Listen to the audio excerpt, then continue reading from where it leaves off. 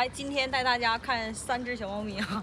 我跟你讲，在楼下跟大姨唠上了，这家伙我这已经被围观了，又看猫的，又看我的，又跟我唠嗑的，又讨论，就是说现在这个猫咪行情好不好的啊？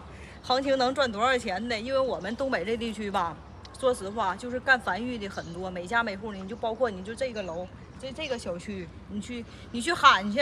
有没有那个卖猫的？有，我要收猫，你肯定指定有，一定有，肯定是有繁育户的这种的哈。Nice。带大家看3只小猫咪啊，2只短毛的，1只长毛的。哎呦我的妈，这个猫啊，我跟你讲，真好看。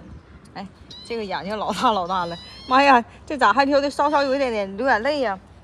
它是属于有点偏妖的颜色吧，但是呢，你说。它还有一个白短套，所以说这种猫呢，我们就当妖卖。这种猫就比较特别，可能是说它的这个上一代吧，就是父母呢有妖的，就是可能是妖配12配11，就是找对象是这么找的。然后这一只呢，这一只是一只小长毛的哈。他家的猫吧，我跟你讲，就是说啥呢？小时候可能是说瞅着吧。就是挺正常的一个挺标准的一个金渐层哈，但是长大了，他家的猫绝对的好看，就是和你小时候肯定是不一样。颜色呢，就是属于有点太阳红的那个底色，偏红的啊。你看这个小猫们，性格非常的好。我收的猫还是一样，我收的猫性格必须像我，天不怕地不怕那种。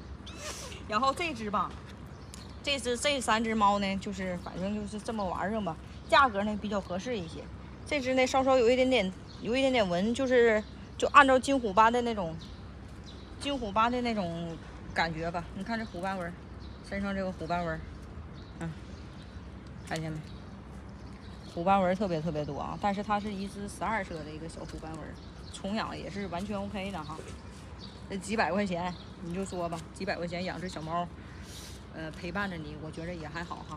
就像这种短毛1000多块钱。然后像这种长毛的2000多块钱，像这种几百多块钱，你看这3只猫分化的很明确吧？是不是？